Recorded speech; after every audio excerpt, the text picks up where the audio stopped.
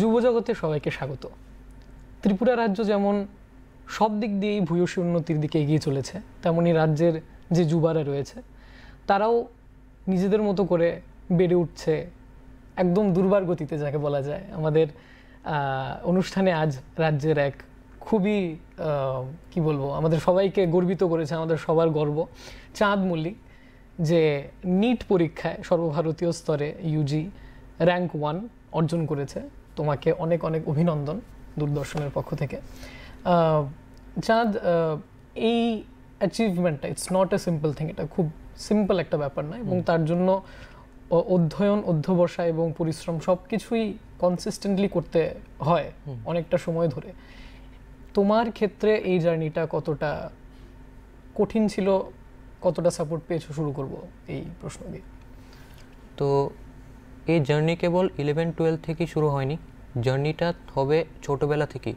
কারণ যে কোনো ছাত্রছাত্রী যদি ছোটোবেলা থেকে পড়াশোনার প্রতি একটা প্রেম, ভালোবাসা ডেভেলপ না করতে পারে, ভবিষ্যতে তার জন্য ততটাই মুশকিল হয়ে যায় সে ব্যাপারটা। তা আমি বলতে পারি যে আমার মা বাবা সবসময় আমাকে পড়াশোনার প্রতি একটা ভালোবাসা, যাকে বলা হয়, সেটা ডেভেলপ করতে সাহায্য করে। আমি ছোটোবেলা থেকে আমার মার কোলে বসে পড়াশুনো করতাম। তো ছোটোবেলা থেকে সেই ভালোবাসাটা পড়াশোনার প্রতি একটা ছিল, তাই জন্য স্টাডিজের প্রতি যে ইন্টারেস্টটা, যাকে বলা হয়, এটা যতক্ষণ না ডেভেলপ হবে ততটা ডিফিকাল্ট হয়ে যাবে ফিউচারে সেটা মানে এগিয়ে নিয়ে যাওয়াটা, মেনটেন করাটাও খুবই মুশকিল হয়ে যাবে। তো ছোটোবেলা থেকেই মার কাছে যেরকম বললাম, মার কাছে পড়াশুনো করতাম। তো এরপর যখন ধীরে ধীরে আমি সায়েন্স সাবজেক্টটা পেলাম, তো সেটার প্রতি একটা আলাদা ইন্টারেস্ট আমার ডেভেলপ হয়, যে ভাবলাম ফিউচারে এটা নিয়ে এগিয়ে নিয়ে যেতে পারি আমি। তো এরপর সায়েন্স সাবজেক্টটা যেভাবে ডাইভার্সিফাই হলো, ফিজিক্স, কেমিস্ট্রি, বায়োলজি, সেটা আরও ইন্টারেস্ট ডেভেলপ হয় আমার। কারণ সব কোটাকে যখন ডিফারেন্টলি আমরা অ্যাপ্রোচ করি, তো এটার বিউটিটা আমরা আলাদাভাবে অ্যানালাইজ করতে পারি। যেমন ছোটোবেলা থেকে বায়োলজি সাবজেক্টের প্রতি একটা আলাদাই ভালোবাসা বা প্রেম ছিল আমার। তো দাদু আমায় সবসময় বলতো যে বায়োলজি সাবজেক্টটায় একটু ভালোভাবে ফোকাস করিস, কারণ সবাই একটা ধারণা থাকতো যে আমি নাকি আমার চেহারায় নাকি আমার বাবার একটা রিফ্লেকশন রয়েছে। আমার বাবা নিজেও একটি ডক্টর। তো তারা সকলেই বলতো যে তুই নিশ্চয়ই বড় হয়ে ভবিষ্যতে তোর বাবার মতো হতে পারিস। তাই জন্য আমায় সবসময় বাড়ির সকলেই বলতো যে ভালো করে পড়াশোনাটা করিস, এবং সেটা আমি বলবো ছোটোবেলা থেকেই আমি স্কুলেও সবসময় ভালো রেজাল্টই করতাম। তো এটা শুধু 11-12 কথা নয়, শুধু নিটের কথা নয়, সেটা ছোটোবেলা থেকেই বেড়ে ওঠার সাথে আমার সঙ্গে ছিল। কনসিস্টেন্টলি পড়াশোনাটাকে প্রায়োরিটাইজ করা বা পড়াশোনার সাথে জুড়ে থাকা, আমার মনে হয় এটা আলটিমেটলি তোমার জন্য একটা খুব ভালো ফল এনেছে, ভালো ফ্রুট বের করেছে জিনিসটা। তো বায়োলজির প্রতি ভালোবাসা, আমারও খুব প্রিয় সাবজেক্ট ছিল বায়োলজি। বায়োলজির প্রতি ভালোবাসাটা কখন এলো এবং সেটাকে কি করে গিয়েছো? তো বায়োলজির প্রতি ভালোবাসা আলাদা যখন সাবজেক্টটা ফার্স্ট টাইম আমাদের ক্লাস 6-তে, হয়তো আমরা যখন আইসিএসসিতে পড়ি, সেখানে ফিজিক্স, কেমিস্ট্রি, বায়োলজি আলাদা হয়ে যায়। তো বায়োলজি ফার্স্ট টাইম যখন দেখি, ফিজিক্স কিংবা কেমিস্ট্রি থেকেও ইন্টারেস্টিং লাগা শুরু হয়, কারণ সেখানে তুমি রিয়েল লাইফে যেসব বস্তু আছে আমাদের, তার সম্বন্ধে তুমি জানতে পারো, গভীরে গিয়ে তুমি বুঝতে পারো। তো সেখান থেকেই ভালোবাসাটা আমার জাগে। বাবা আমায় সেই সাবজেক্টটিকে ইন্টারেস্ট ডেভেলপ করতে, আমার বাবারও একটি রোল রয়েছে, সবসময় আমার সাথে বসতো যতক্ষণই, অবশ্যই বাবা একটু বিজি স্কেজুল, যেহেতু ডাক্তার মানুষ, তবু যতক্ষণই সময় পেত আমার সাথে একটু পড়াশোনা নিয়ে একটা ব্যস্ত থাকতো আমার সাথে বাড়িতে। আচ্ছা, তো ওইখান থেকেই বায়োলজি একটা ইন্টারেস্ট ডেভেলপ হয়ে যায়। তো বায়োলজি, তার মানে তোমার যেহেতু একটা মাথার মধ্যে আইডিয়া সেট করা ছিল যে তুমি মেডিকেল লাইনেই যাবে, তো বায়োলজির মধ্যে অনেক ব্রাঞ্চেসই আছে, যেমন হিউম্যান ফিজিওলজি আছে বা তোমার জেনেটিক্স আছে। তো তোমার বিশেষ কোন কোন জায়গাগুলো ভালো লাগার? তো আমি শুধু আমার কথাই বলছি না, আমি যে কোনো অ্যাসপিরেন্টের কথা বলতে পারি। যেমন আমাদের বায়োলজিটা 2 ভাগে ডিভাইডেড, বটনি এবং জুলজি, এবং আমি এটা 100% গ্যারান্টি দিয়ে বলতে পারি যে কোনো অ্যাসপিরেন্টেরই জুলজি সাবজেক্টটা ভালোই লাগবে।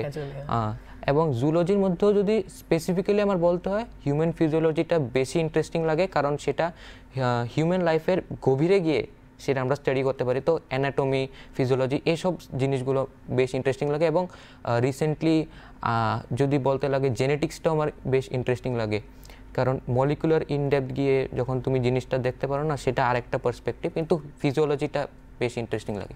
তো এই হিউম্যান ফিজিওলজি নিয়ে স্টাডি করা এখন যদি যেহেতু তুমি এখন মেডিকেল লাইনে যাবে, একটা প্যারালাল ইউনিভার্সে সাপোজ উড ইউ হ্যাভ, তুমি কি অপ্ট করতে হলে যদি তোমাকে বলা হতো তুমি রিসার্চ লাইনে এগোনো এই বিষয় নিয়ে? তো 11-12-এ যখন আমি পড়াশোনা করতাম, তো তখন মাথায় খুব একটা আইডিয়া ছিল না যে এমবিবিএসই করতে হবে নাকি আমি রিসার্চের ফিল্ডে যেতে পারি, কারণ আরেকটি এক্সাম ছিল আমার মাথায়, আইজার।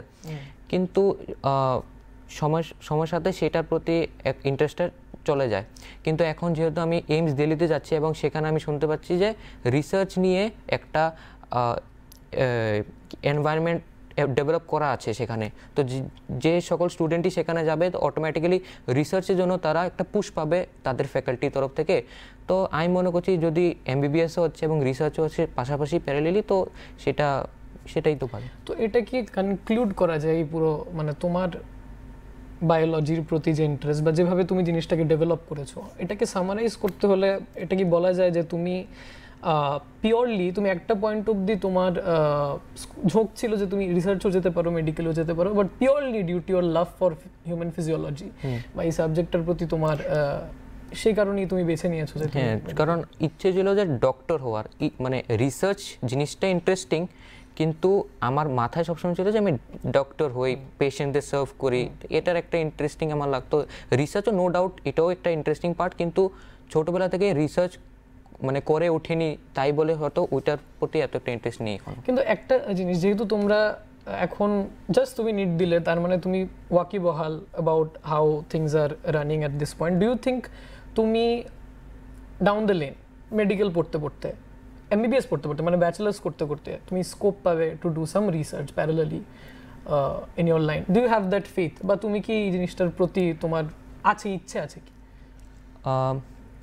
অবশ্যই এমবিবিএস যে জিনিসটা একটু হেকটিক, তার মাঝে রিসার্চ করাটা কতটুকু প্রসেসটার মধ্যে যদি অপরচুনিটি থাকে তো অবশ্যই অপ্ট তো করবই।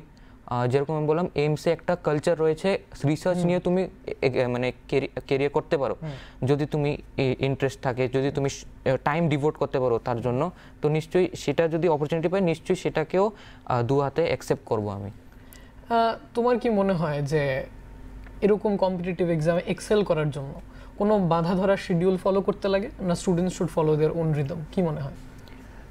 বাধা ধরা স্কেডিউল বলতে না, আমি মনে করি যে কোনো স্টুডেন্ট যদি এক্সেল করতে চায় সে তার নিজের একটা রুটিন বানায়, কারণ যতক্ষণ না সে নিজের রুটিন বানাবে, সবসময় কেবল টপার্সদের স্ট্র্যাটেজি ফলো করবে, সেটা তার জন্য ফ্রুটফুল নাও হতে পারে। কারণ একটা টপার যদি বলে সে 17-18 ঘন্টা যদি পড়ে, কিন্তু তুমি আজ অবধি কখনো 6 ঘন্টাও টেবিলে বসতে পারোনি, তোমার জন্য সাডেনলি এটা একটা শকের মতো হয়ে যাবে। তো আমি মনে করি গ্র্যাজুয়ালি স্টাডি আওয়ার্সটা বাড়াও। তোমার যদি মনে হয় যে এখন তুমি যতটুকু পড়ছো সেটা তোমার জন্য ফ্রুটফুল না, তুমি নিজের মতো তুমি টাইম অ্যালট করো। যেমন আমি ছোট থেকে খুব বেশি একটা সারাদিন পড়া নিয়ে ব্যস্ত থাকতাম নিশ্চয়ই, কিন্তু অ্যাভারেজলি 4 to 5 আওয়ার্স পড়তাম। কিন্তু এখন 11-12-তে যেহেতু টাইম একটু বেশি ডিভোট করতেই হয়, তো আমি সেই টাইমটাকে একটু বাড়ালাম আপ টু 7-8 আওয়ার্স অ্যাভারেজ। তো এটা আপ টু দ্য স্টুডেন্ট, সে যদি তাড়াতাড়ি জিনিস গ্র্যাস্প করতে পারে তার জন্য স্টাডি আওয়ার্স কম হবে। যদি লাগে যে হ্যাঁ আমার একটু সময় বেশি দিতে হচ্ছে, আমার লেকচার বেশিক্ষণ টাইম দিয়ে দেখতে হচ্ছে, কোশ্চেন বেশি করতে হচ্ছে, অবভিয়াসলি সে টাইম তাকে তার হিসেবে বাড়াতে হবে। তো তুমি বললে যে ছাত্র 6 ঘন্টা একসাথে টেবিলে বসে পড়েনি, ওর জন্য এটা একটা কালচারাল শক হতে পারে যে যদি ওকে প্রেসক্রাইব করা হয় যে তুমি 18 ঘন্টা পড়ো।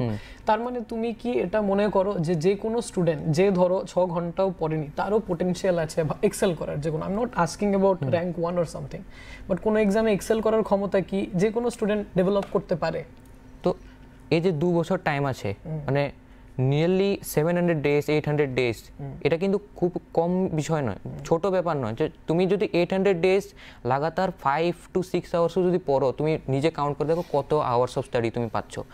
এটা ডিপেন্ড করছে তুমি কত এফিশিয়েন্টলি সেই আওয়ার্সগুলোকে ইনভেস্ট করছো। এখন যদি এরকম হয় যে তুমি টেবিলে পড়ছো কিন্তু সাথে ইনস্টাগ্রাম চালাচ্ছ, এতে তো ফায়দা নেই।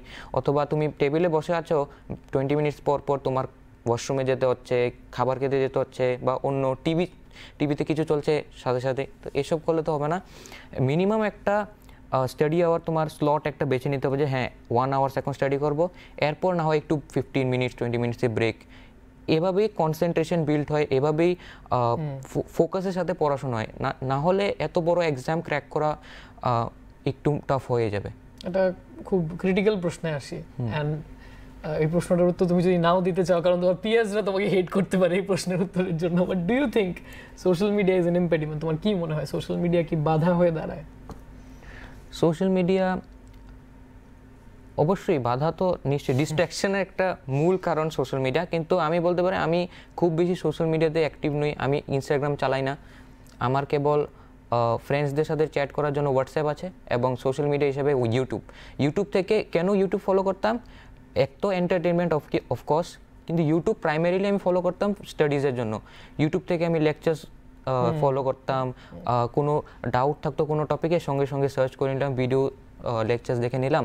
তো এর জন্য, এর বাইরে social media for some other purposes এসব আমি ফলো করতাম না। তো ইউটিউব বা তুমি ডিজিটাল মিডিয়া যদি বলা হয় সামারি করে, তাহলে ডিজিটাল মিডিয়া তুমি বলছো যে ইজ আ ভেরি ইম্পর্টেন্ট টুল, মানে ছাত্রছাত্রীদের নিজেদের সমৃদ্ধ করার জন্য খুব ইম্পর্টেন্ট।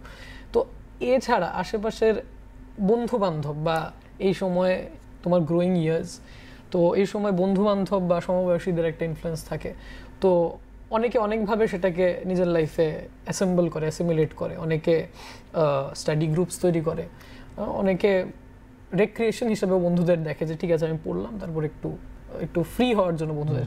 তো সেই কালচারটা তুমি কি করে ডেভেলপ করেছো? তো প্রথমত আমি বলতে চাই যে কোনো অ্যাসপিরেন্টের জীবনেই এই যে 2 বছর 11-12-এর যে ইয়ার্স দুটো খুবই ক্রিটিক্যাল, এবং এই সময়ে যে শুধু পড়াশোনায় নিয়ে ব্যস্ত থাকা উচিত এটা আমি বলবো না। কারণ নিজেকে যদি খুবই এরকমভাবে আইসোলেট করে ফেলো, অ্যাংজাইটি, ডিপ্রেশনের মতো জিনিস আমরা দেখতে পাই। তো আমি বলবো যে ফ্রেন্ড সার্কেল একটা ডেভেলপ করা খুবই প্রয়োজন। যেমন আমার ক্ষেত্রে যদি বলি, আমার বেশ ভালো এখন আমি বলতে পারি ফ্রেন্ড সার্কেল একটি রয়েছে, যাদের সাথে আমি যে কোনো সময় চ্যাট করতে পারি, যে কোনো সময় একটি কল করতে পারি, কিংবা আমার যদি এখন ইচ্ছে হয় যে এখন চলো একটু ক্রিকেট খেলি, আমার ক্রিকেট খেলাটা একটি শখ, তো আমি বললাম যে না চল আজকে ফ্রি থাকলে চল সবাই মিলে একটু ক্রিকেট খেলি। তো ফ্রেন্ড সার্কেল থাকা খুব জরুরি, এবং ফ্রেন্ড সার্কেল কীরকম হওয়া জরুরি সেটা এখন আজকালকে যদি তোমরা দেখে থাকো খুব ডিস্ট্র্যাক্টিং একটা ফ্রেন্ড সার্কেল হতে পারে। পিয়ার প্রেশার যাকে বলে, যে পিয়ার্সরা কী করছে সেটা দেখে আমরা শিখি। তো পিয়ার্স এরকম হওয়া উচিত যারা তোমাকে পুশ করছে, তোমাকে মোটিভেট করছে। মানে আমি গ্ল্যাডলি এটা বলতে পারি যে আমার সাথে যে কজনই ফ্রেন্ডস আছে তারা একটু পড়াশোনার প্রতি বেশি ইন্টারেস্টেড। মানে সাইড বিজনেস তো ওদের আছেই, যেমন এন্টারটেনমেন্ট করা, গিটার বাজানো, খেলাধুলো, এসব সবারই প্রিয়, কিন্তু এছাড়া পড়াশোনাটা নিয়ে একটু ব্যস্ত ওরা নিশ্চয়ই আছে। এবং আমার দুজন খুবই বেস্ট ফ্রেন্ড আমি বলতে পারি, ওদেরকে দেখে আমি একটা কি বলতে পারি, ওরা আমার জন্য একটা মার্গদর্শন করেছে। মানে ওদের দেখে আমি একটা মোটিভেশন পাই, ওদের দেখে আমার মনে একটি কি বলতে ফায়ার যেটা বলে ইগনাইট হয়, যে না ওদের মতো আমার হতে হবে। আমি বলতে পারি ওরা আমার থেকেও বেশি জিনিয়াস, হয়তো আমার মতো র্যাঙ্ক 1 না আনে, কিন্তু আমি বলবো আমার জন্য ওরাই আমার র্যাঙ্ক 1। আমরা কথা বলছি ত্রিপুরা রাজ্যের গর্ব, আমাদের সাথে আছে চাঁদ মল্লিক। সে all India rank NEET UG rank 1 secure করেছে আমাদের রাজ্যের জন্য, সত্যি গর্বের মুহূর্ত। তো তুমি বন্ধুদের কথা বললে, এবার একটু জেনে নেব তোমার স্কুলের ব্যাপারে, স্কুল লাইফ কতটা তোমাকে পুশ করেছে? তো যেরকম আমি শুরু থেকেই বললাম যে এটা 11-12-এর ব্যাপার না, এটা ছোটোবেলা থেকে গ্রোয়িং স্টেজ থেকে একটা ব্যাপার রয়েছে। তো স্কুলিংয়ের আমি বলবো যে আমার স্কুলিং খুবই ভালো হয়েছে, যার জন্য আজকে আমি এখানে দাঁড়িয়ে রয়েছি। তো স্কুলিং যদি কারো ভালো না হয়, তার জন্য ভবিষ্যতে কেরিয়ার ডেভেলপ করাটা খুবই মুশকিল হয়ে যেতে পারে। তা আমি তাই জন্য আমার যেই সব টিচার্সরা রয়েছে ছোটোবেলা থেকে, যারাই আমাকে পড়িয়েছে, তাদের প্রতি আমি নিশ্চয়ই কৃতজ্ঞ থাকবো। যেরকম আমি একটি স্কুল থেকে পড়িনি, আমি ছোটোবেলা থেকে বিভিন্ন স্কুলেই পড়াশুনো করেছি। যেমন কেজিতে আমি ত্রিপুরেশ্বরী বিদ্যা মন্দিরে পড়ি, এরপর সেখান থেকে আমি আগরতলা থেকে উদয়পুর শিফট হয়ে যাই ডন বস্কো স্কুলে। এরপরে 5th এসে আবার হোলি ক্রসে পড়ি। 10 থেকে আবার 11th শিফট হওয়ার সময় শিশু বিহারে এসে পড়ি। তো বিভিন্ন ফ্রেন্ড সার্কেল বানাই, বিভিন্ন টিচার্সদের সাথে আমার দেখা হয় এবং বিভিন্ন লোকেশনসে আমি ছিলাম। তো এর যে একটি গুরুত্ব, এটা আমি এখন বলে বোঝাতে পারবো না যে কতটুকু রয়েছে, কিন্তু স্কুলিং ইজ ভেরি ইম্পর্ট্যান্ট।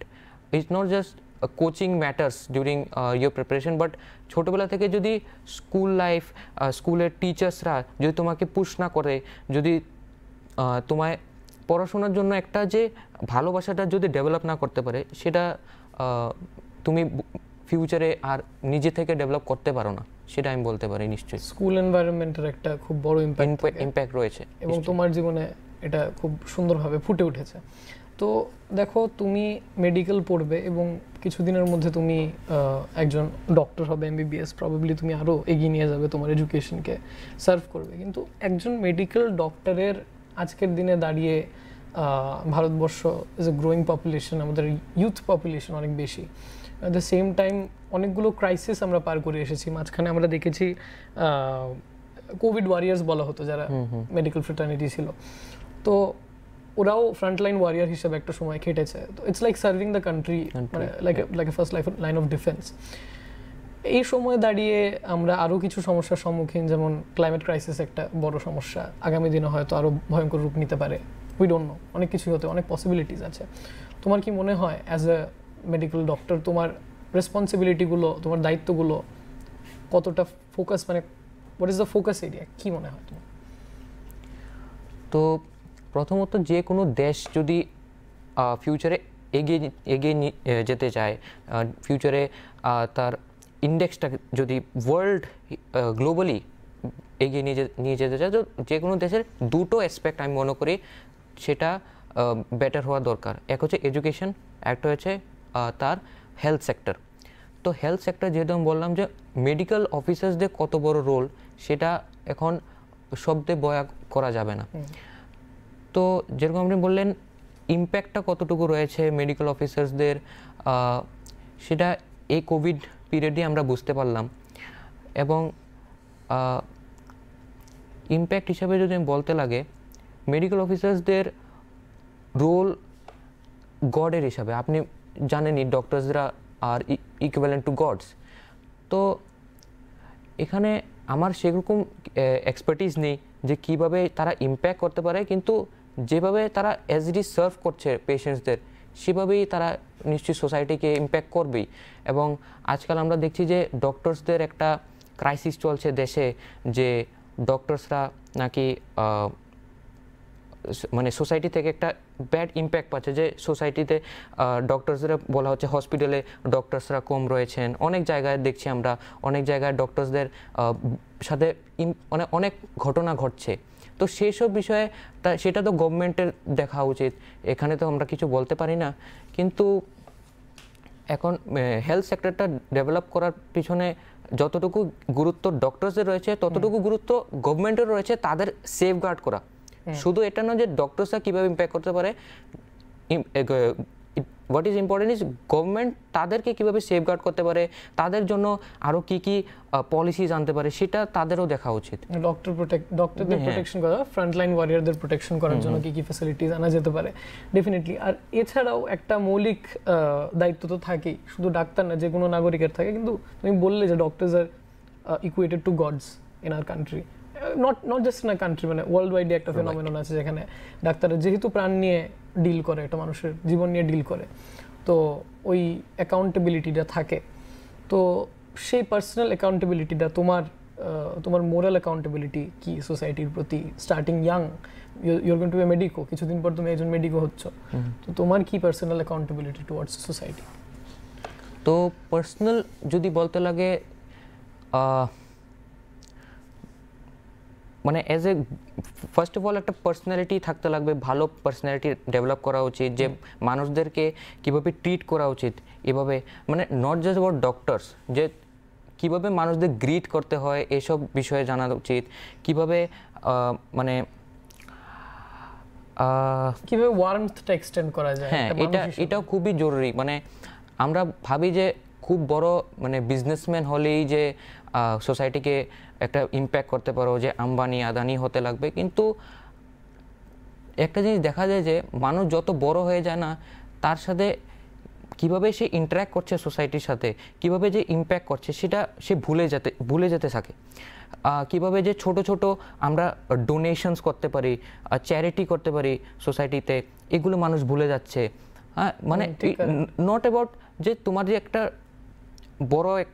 বড় করে একটি পুজোর জন্য সেলিব্রেট করতে হবে, 1000 জন মানুষ খাওয়াতে হবে, এটা এতটুকু সীমিত নয়। যে তুমি যাও একটি অরফেনেজে, হয়তো তুমি ইয়ারলি ডোনেট না করো, কিন্তু হয়তো মান্থলি গিয়ে কোনো একটি অরফেনেজে যাও, সেখানে তুমি ডোনেট করতে পারো।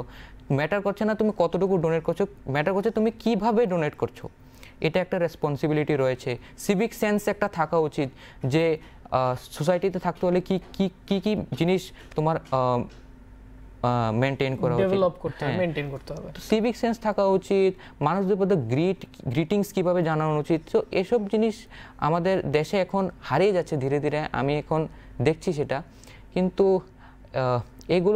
এইসব জিনিস যদি মানুষ ছোট ছোট ভাবে নিজেকে ডেভেলপ করতে পারে, তো দেশটা অনেক এগিয়ে নিয়ে। খুব ভালো কথা বললে। দেখো, medical industry it's a $1 billion business, আর প্রতিদিন ইটস গ্রোয়িং। তো যারা এটার অংশ, তারা নিজেদেরকে সোশ্যালি সিকিউর করার পাশাপাশি কি করে সমাজকে ফিরিয়ে দিতে পারে সেটা জানো দরকারি হয়ে প্রয়োজন হয়ে যেতে পারে। আমরা একটু লাইট টপিকে ফিরে আসি আবার, আমাদের একদম শেষ প্রশ্ন অনুষ্ঠানের। যে অনেক ছাত্রছাত্রী আছে, ওরা এতটা সর্টেড হতে পারে না, মানুষের সময়ই লেগে যায় ইমোশনালি যে কোন লাইনে যাবে, কি করবে। তো একটা বড় প্রশ্ন থাকে 11-12 যারা পড়ে তাদের, 11-12 না, যারা ধরো মাধ্যমিক জাস্ট পাস করছে, যে ওরা কি যেই অ্যাডভান্সডের জন্য প্রিপেয়ার করবে না নিটের জন্য প্রিপেয়ার করবে। তো অনেকেরই দুটোর মধ্যেই ঝোঁক থাকে। তোমার কি মনে হয় সাইমালটেনিয়াসলি দুটো প্রিপেয়ার করা যায় না একটার মধ্যে কনসেন্ট্রেট করা উচিত? যেরকম আপনি জিজ্ঞেস করলেন যে দুটো কি প্রিপেয়ার করা যায়, তো ফার্স্ট অফ অল আমি বলে দিতে চাই, আমিও একটি পিসিএমবি স্টুডেন্ট ছিলাম, মানে ম্যাথসও আমার কম্পালসারি সাবজেক্ট হিসাবে ছিল। তো শুরুতে আমার লাগতো যে না, ম্যাথস এবং বায়ো দুটোকে ক্যারি করা যেতে পারে, কিন্তু 12th টুয়ার্ডস দি এন্ড আমি দেখলাম যে না, ম্যাথসটা জন্য আমার বায়োটা কম্প্রোমাইজ হয়ে যাচ্ছিল, এবং কিছু কিছু জায়গায় আমি দেখছিলাম যে একটু বেশি আমার মাথা খাটাতে হচ্ছে ম্যাথসে, যার জন্য বায়োতে আমি সময় ইনভেস্ট করতে পারছি না। এবং মেন আমার ফোকাস ছিল যে মেডিকেল লাইনে যাই। ম্যাথস আমি অ্যাজ এ ব্যাকআপ রেখেছিলাম, যে যদি কোনো কারণে এবছর আমার ক্র্যাক না করতে পারি, হয়তো আমার বাবা বলবে যে না, ড্রপ তোকে নিতে দেবো না। মানে এবছরে আপনারা দেখলেন যে কাট অফ অনেক হাই যাচ্ছে, স্টুডেন্টসরা অনেক ভালো স্কোর করা সত্ত্বেও গভর্নমেন্ট মেডিকেল কলেজ পাচ্ছে না। তো এখন এবছর ড্রপ নেওয়া তো অনেক বড় রিস্কি ব্যাপার একটা। তো ইঞ্জিনিয়ারিং ওয়াজ মাই ব্যাকআপ প্ল্যান। কিন্তু যদি আপনি জিজ্ঞাসা করেন যে সাইমালটেনিয়াসলি ক্যারি করা যায় কি না, তো আমার এক্সপিরিয়েন্সে সেটা করা যায় না। কারণ যেই মেন্স কিংবা অ্যাডভান্সড টোটালি একটা ডিফারেন্ট এক্সাম, তার জন্য ডিফারেন্টভাবে অ্যাপ্রোচ নেওয়া দরকার। ম্যাথসের জন্য স্পেসিফিক্যালি আমি যদি বলতে পারি, ম্যাথসের জন্য একটা আলাদাভাবে ইন্টারেস্ট থাকা দরকার, আমার সেটা ছিলই না। তো কেউ যদি বলছে যে তুমি ইঞ্জিনিয়ারিংয়ের জন্য প্রিপেয়ার করছো অথচ তোমার ম্যাথসের প্রতি ইন্টারেস্ট নেই, দ্যাট ইজ নট পসিবল। আমার ছিল না, তাই বলে আমি সেটার প্রতি আর ইন্টারেস্টেড ছিলাম না, আমি সেটা কুইট করে দিলাম টুয়ার্ডস। কিন্তু আমি যেই মেন্স দিয়েছিলাম এবং ডিসেন্ট স্কোর এসেছিল সেটা আমার। আচ্ছা, যেই মেন্সে তোমার ভালো স্কোর এসেছে, 98.84% এসেছিল। আমি বলবো সেটাই আমার পুশ করেছিল যে না, নিটেও হয়তো ভালো রেজাল্ট হতে পারে। ম্যাথসে আমার খুব বেশি ভালো ছিল না বলে আমি আর যে অ্যাডভান্সে প্রিপেয়ার করে সেটার জন্য আর বসিনি আমি। যেহেতু তোমার ফোকাস, তুমি ফোকাসেই ছিলে যে তোমার মেডিকেল পড়তে হবে, তাই তুমি সেভাবে এগিয়ে গেছো। আমরা আজ কথা বললাম অল ইন্ডিয়া ইউজি নিটে first rank holder mister Chand Mallick, আমাদের রাজ্যের গর্ব। খুব প্রোফাউন্ড সে ভিশন রাখে এবং আগামী দিনে হয়তো সোসাইটিকে সার্ভ করবে একজন ভালো ডক্টর হয়ে, এবং এই ফিল্ডে আরও অনেক অনেক কন্ট্রিবিউশনস তোমার থাকবে। তোমাকে অনেক অনেক অভিনন্দন। যুব জগতে আমাদের পাশে থাকার জন্য আপনাদের সকলকে অনেক অনেক ধন্যবাদ। নমস্কার।